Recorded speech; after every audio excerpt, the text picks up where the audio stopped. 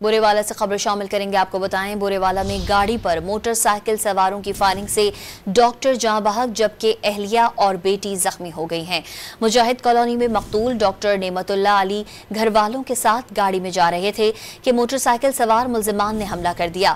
Firing से doctor नेमत मौके पर ही जाँ बहक जबकि उनकी अहलिया और 9 साला बेटी जख्मी हुई।